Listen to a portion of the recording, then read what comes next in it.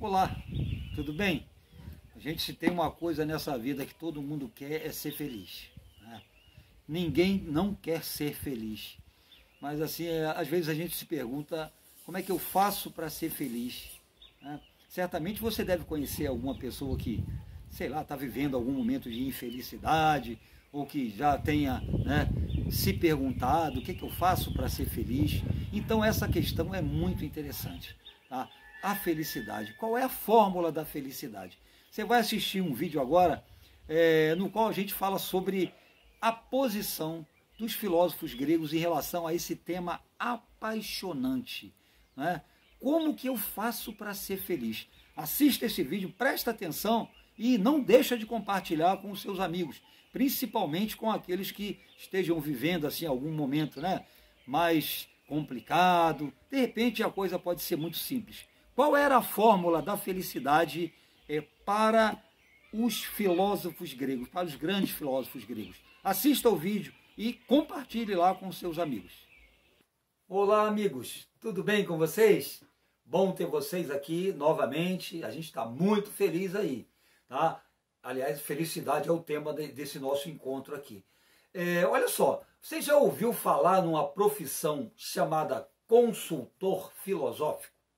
É isso mesmo que eu estou falando, consultor filosófico. Você sabia que existe essa profissão? Existe a profissão da pessoa que presta consultoria filosófica. Pois é, um consultor filosófico é um tipo de profissional, um filósofo, evidentemente, que procura passar para as pessoas que o procuram no seu consultório, né, orientações filosóficas. Ou seja, como é que a coisa funciona, né? Normalmente, quando a gente tem algum problema, digamos, existencial, algum problema emocional, o que a gente faz?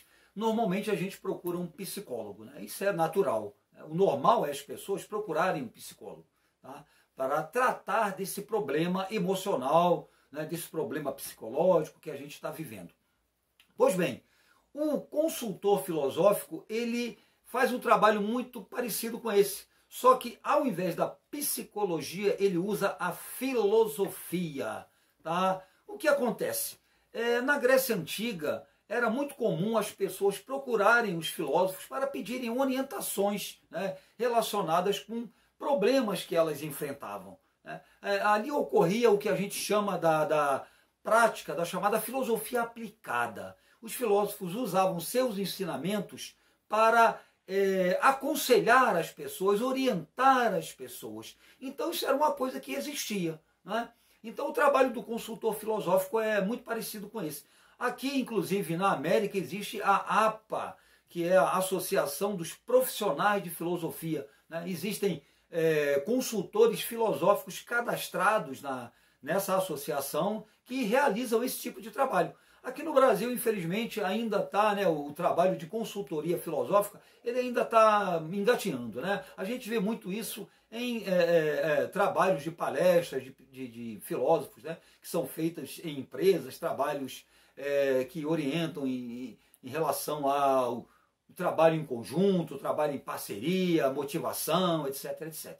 Mas ainda é uma coisa que está só começando.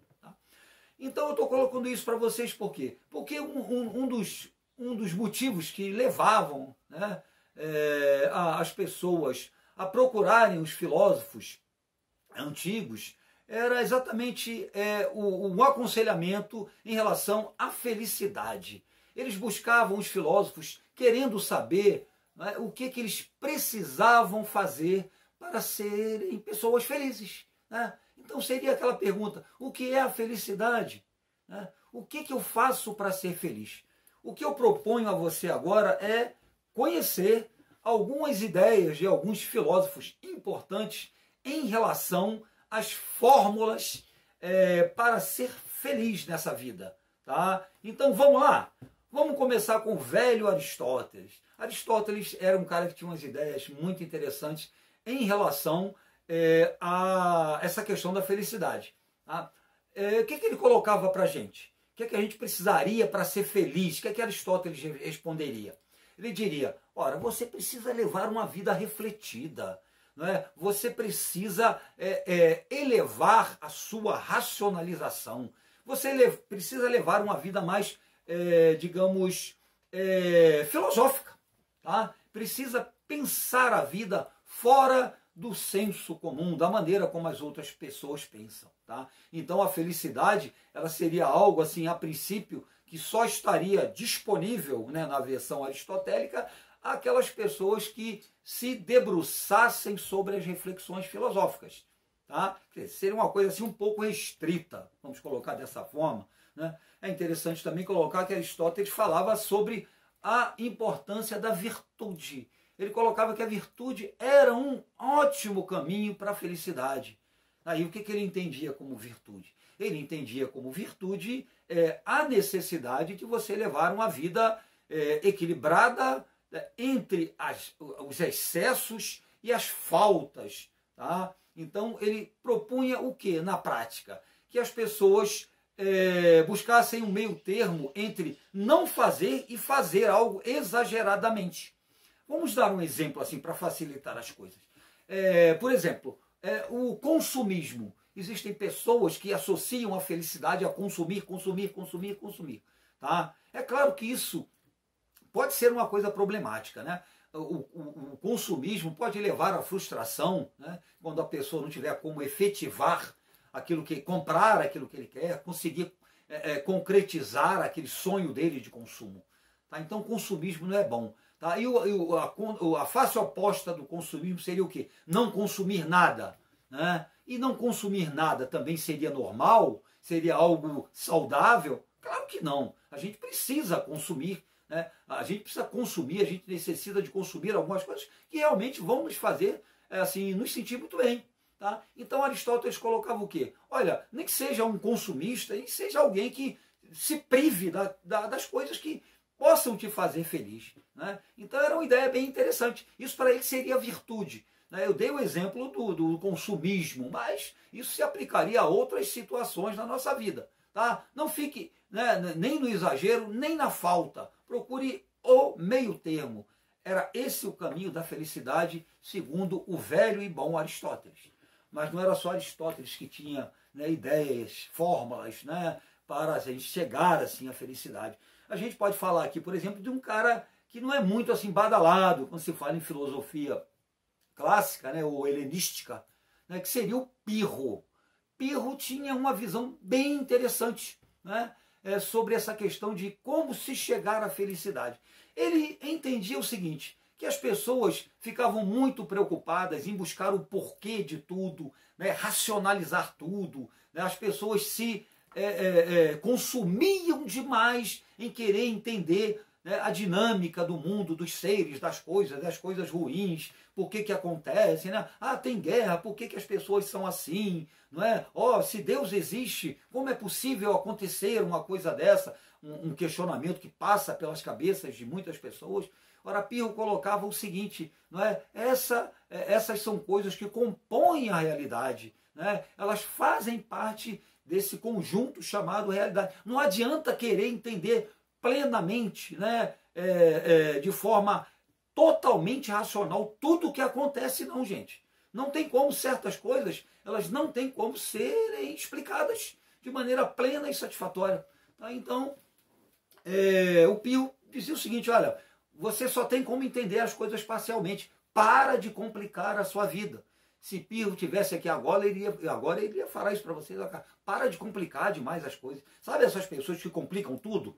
Pois é, Pirro não gostava disso. Para de complicar, viva a vida, tá? E não adianta querer entender tudo, porque certas coisas acontecem, tá? Isso não é acessível a gente, tá? Então isso era uma visão bem legal, tá? Não se consuma com esse objetivo.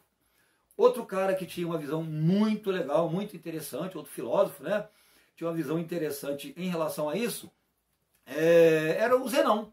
Zenão de Cício, né, que é o pai aí do estoicismo. A gente já falou sobre estoicismo aqui na Polis. Qual era a fórmula da felicidade para Zenão? A fórmula da felicidade para eles era muito simples, né? Saber lidar com o adverso, saber lidar com o revés. Não adianta, amigo, a vida não é feita só de coisas boas, e isso tem um propósito. Tá? Então, quer ser feliz? né, dizia lá Zenão. Ora, aprenda a lidar com os reveses, com as adversidades. Elas são parte do cosmo. Né? Você não é o regente disso. Tá? Não é você que vai mudar isso. Você não precisa baixar a cabeça. Você precisa aprender com a adversidade, mas aceitá-la. Né? Ela faz parte, por mais dura que seja, ela faz parte, né, dessa realidade, dessa grande máquina universal.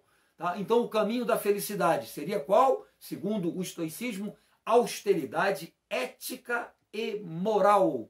Tá? Serenidade. Tá? Saiba lidar com o que é ruim, que você vai poder usufruir muito melhor de tudo que é bom. Tá, ok? Tem mais uma fórmulazinha aí, né, que seria a fórmula do nosso amigo Epicuro. Essa eu considero assim uma das mais interessantes, né? Essa fórmula proposta pelo Epicuro. Epicuro associava a felicidade ao mesmo que você associa. Felicidade está onde? Está no prazer. Né? A gente fica feliz quando a gente tem prazer. Tá? Eu estou falando prazer no sentido amplo. Quando a gente adquire uma coisa que sonhava demais, né? Quando a gente encontra alguém que queria muito encontrar, né? Quando a gente vê alguma coisa que a gente esperava muito acontecer. Então, o prazer realmente é o que faz a gente feliz. Né? A felicidade é um somatório de prazeres, de momentos de prazer.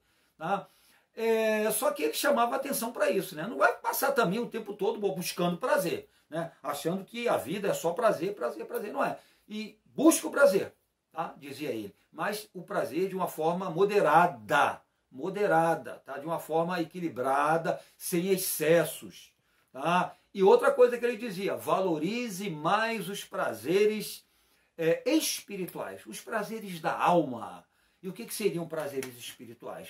Né? Por exemplo, a arte, a música, não é? A leitura, o esporte, coisas que são assim, não necessariamente materiais, né? Mas que realmente são muito mais duradouras, não são efêmeras, né? São coisas mais perenes. Né? Um artista fica feliz quando produz alguma coisa. Não é legal quando você consegue criar alguma coisa que te faz se sentir assim, com orgulho, pô, eu que fiz. Né? Quer dizer, isso é um prazer da alma. Tá? Então aí é que estaria, né, o prazer mais eficiente para você alcançar a felicidade. Tá? Então a fórmula epicurista é: busque o prazer, mas moderado, sem se escravizar ao prazer. Tá? Seja ele material, seja ele espiritual. Correto? Porque você se escravizar ao prazer, você vai ter dor. Tá? Então você tem que buscar a ausência de dor. Né? Um estado de alma que ele chamava de ataraxia, que seria a ausência de dor, que só seria possível quando a gente controlasse os prazeres, né? o interesse, né? A necessidade de ter o prazer. Tá ok? Ainda tem assim uma fórmula que é mais radical, só para a gente entornar o papo, que era a fórmula aí do Diógenes. Né? Diógenes, o cão.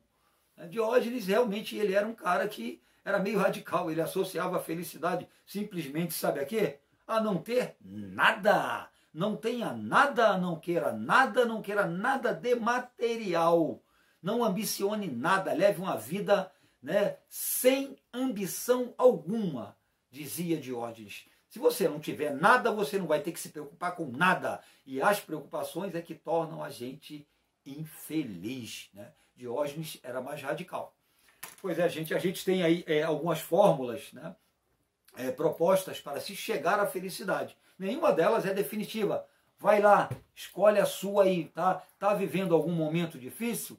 Pense nessas reflexões que a gente colocou. Tá bom?